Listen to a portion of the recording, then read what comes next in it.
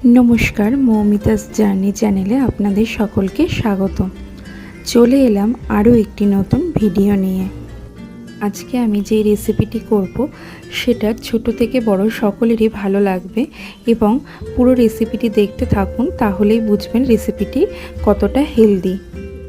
এই রেসিপিটি বানানোর জন্য ক্যাপসিকাম, আলু, পেঁয়াজ, লঙ্কা, গাজর, বিনস এই ধরনের সবজি আপনারা ব্যবহার করবেন। এরপর একটা পাত্রে ময়দা নিয়ে নিতে হবে। আপনারা ময়দার বদলে আটাও ব্যবহার করতে পারেন, তবে ময়দাটা ব্যবহার করলে খেতে ভালো লাগে। এর মধ্যে লবণ, হলুদ আর দিয়ে দিয়েছি কিছুটা বেকিং পাউডার। ভালো করে শুকনো উপকরণগুলোকে মিশিয়ে নিতে হবে। খুব ভালো করে শুকনো উপকরণগুলো মিশে গেলে এটাকে ভালো করে অল্প অল্প জল দিয়ে মেখে নিতে হবে। মেখে নেওয়ার পরে এটাকে আধ ঘন্টার জন্য রেখে দিতে হবে।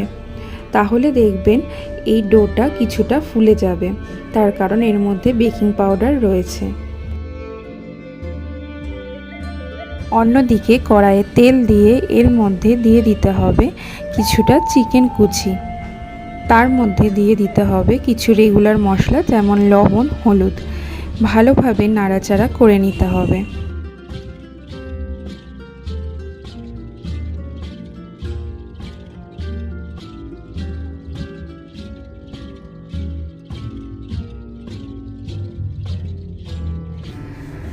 এরপরে এর মধ্যে 1 চামচ মতন আদা রসুন পেস্ট আর লঙ্কা বাটা দিয়ে দিতে হবে।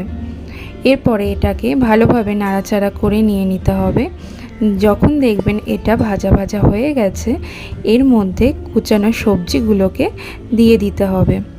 তবে খুব বেশি মাংসটা ভাজা ভাজা করার দরকার নেই, তাহলে মাংসটা জুসি থাকবে না।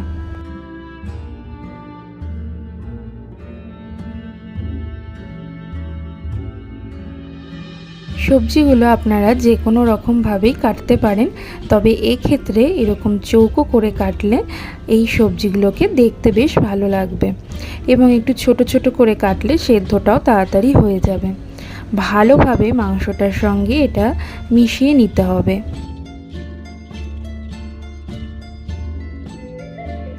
এরপরে এর মধ্যে পরিমাণ মতন লবণ এবং সামান্য একটু চিনি দিয়ে দিতে হবে টেস্টের জন্য। যেহেতু অনেক রকমের সবজি রয়েছে, তাই সামান্য মিষ্টি না দিলে এটা খেতে ভালো লাগবে না।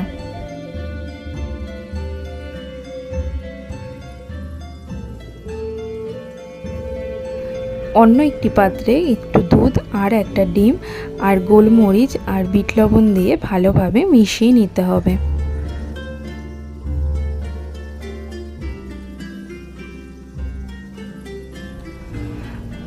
পুরটাকে ঢাকা চাপা দিয়ে ভালোভাবে রেডি করে নিতে হবে। নামানোর আগে এর মধ্যে সামান্য কিছুটা গোলমরিচ আর গরম মশলা মিশিয়ে নিতে হবে, তাহলেই রেডি হয়ে যাবে আমাদের পুরটা।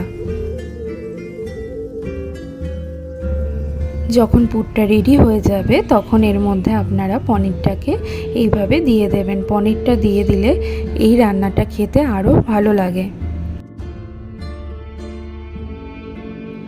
পনিরটাকে ভালোভাবে পুরটার সঙ্গে মিশিয়ে নিতে হবে।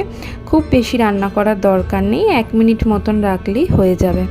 অন্যদিকে একটি পাত্রে একটু কর্নফ্লাওয়ার বা আপনারা ময়দাও নিতে পারেন, জল দিয়ে গুলে নিতে হবে।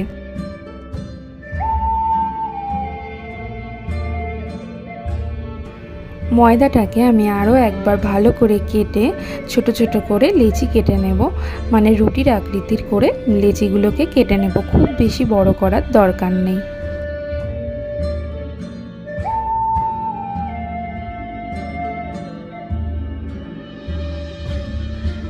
এরপরে আমরা রুটির মতন করে বেলে নেব, তবে রুটির মতন অতটা পাতলা করব না।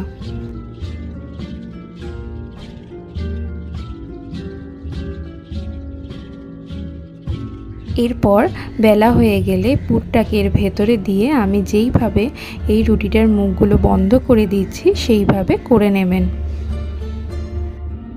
আমরা যে কর্নফ্লাওয়ারটা গুলে রেখেছিলাম বা ময়দা গোলাটা দিয়ে মুখগুলো ভালোভাবে সিল করে দেবেন, যাতে যখন আমরা রান্না করব এটা ফেটে না বেরিয়ে যায়।